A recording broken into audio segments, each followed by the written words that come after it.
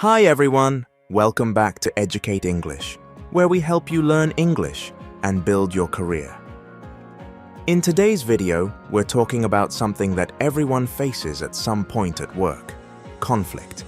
Whether it's a misunderstanding with a colleague, a disagreement in a meeting, or even stress about deadlines, conflict happens to all of us. Handling these situations well can be challenging, especially when English is not your first language. But don't worry, today we're going to explore some key English phrases and expressions that will help you handle conflict professionally and calmly. Plus, I'll ask you some questions throughout the video to make it more interactive. So stay with me, participate in the comments, and share your experiences. Before we jump in, don't forget to like this video and subscribe to our channel, Educate English, for regular free English lessons designed to help you succeed in your career. Let's get started. First, let's talk about why conflicts happen at work. Conflicts are a natural part of any workplace because people have different ideas, priorities, and communication styles. Have you ever experienced a workplace conflict before? What was it about? Drop your answers in the comments below. There are different types of conflicts that can arise at work. For example, 1. Disagreements over ideas. This happens when two people have different opinions on how to solve a problem or approach a project.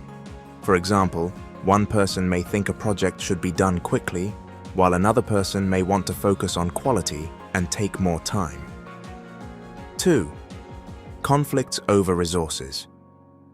This is when people have to share resources such as time, money, or equipment. Maybe your team only has one budget and two different departments are fighting over how to use it. 3. Personal differences. This type of conflict happens when personal values or personalities clash. For example, you might have a coworker who is very direct and blunt, but you prefer a more diplomatic approach. These kinds of differences can lead to misunderstandings. Can you think of a time when you had a conflict at work? Was it a disagreement over ideas, resources, or personal differences? Share your experience with us in the comments. Now let's dive into the key part of today's lesson: useful English phrases you can use to manage conflict professionally and politely. Remember, how you respond to conflict can shape your work relationships and even your career. So, let's go over some phrases for different scenarios.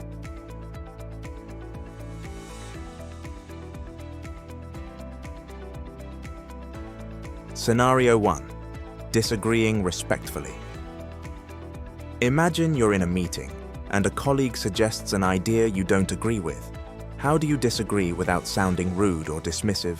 Here are some polite phrases you can use. 1. I see your point, but I have a different perspective. This is a respectful way to acknowledge someone else's opinion before offering your own. 2. I understand where you're coming from, but I think we could consider another approach. This phrase shows empathy, but opens the conversation for alternative solutions. 3. That's an interesting idea. Can we explore other options too? This is a gentle way of suggesting that there might be better ways to handle the situation.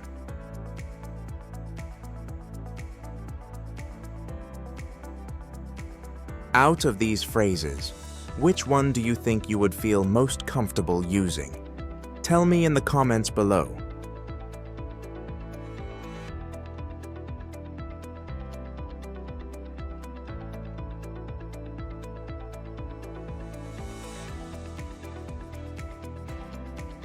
Scenario 2.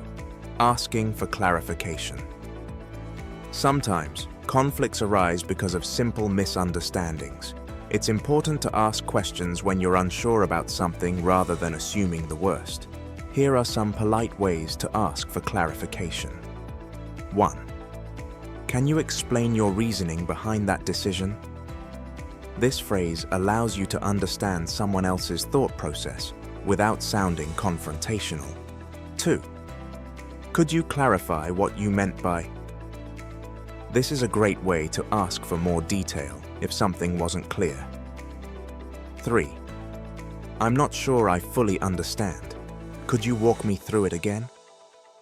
Use this phrase to make sure you're on the same page before jumping to conclusions.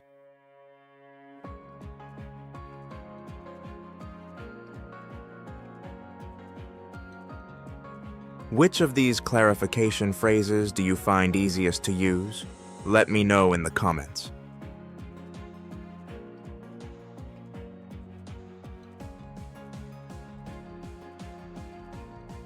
Scenario 3. Finding a solution. Once you've identified the conflict, the next step is finding a solution. Here are some useful phrases to guide the conversation toward resolving the issue. 1.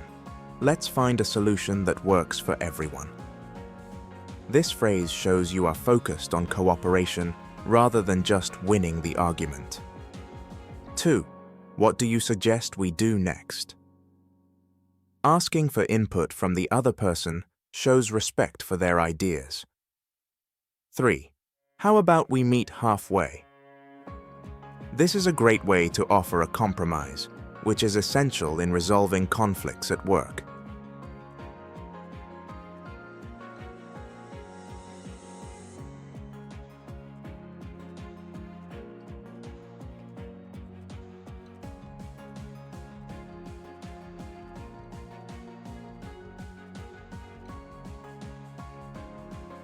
Pop quiz.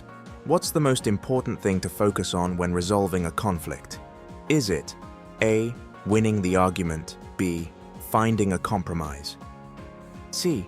Ignoring the issue, type A, B, or C in the comments, and I'll let you know which one is the best option.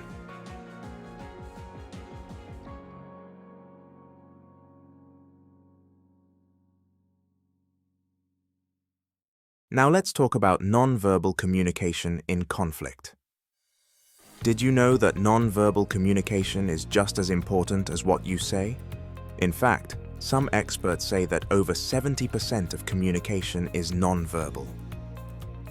Let's talk about a few things you should keep in mind when resolving a conflict. Some tips regarding the body language you use in conflict situations. Maintain eye contact to show you're listening and engaged. Use a calm, neutral tone of voice to avoid escalating the situation. Keep your body language open. Don't cross your arms or stand too close. This can make the other person feel defensive.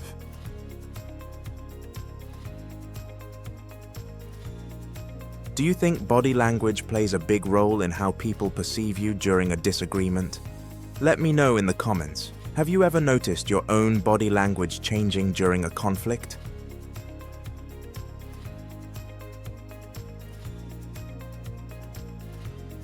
Now that we've learned some useful phrases, it's time to practice. I'm going to give you a few scenarios, and I want you to respond using one of the phrases we discussed.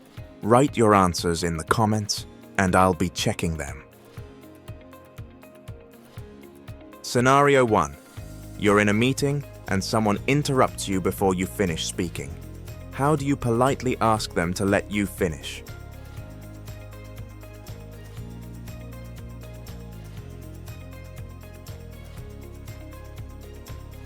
Scenario 2. Your manager gives you negative feedback, but you don't agree with it. How do you respond respectfully?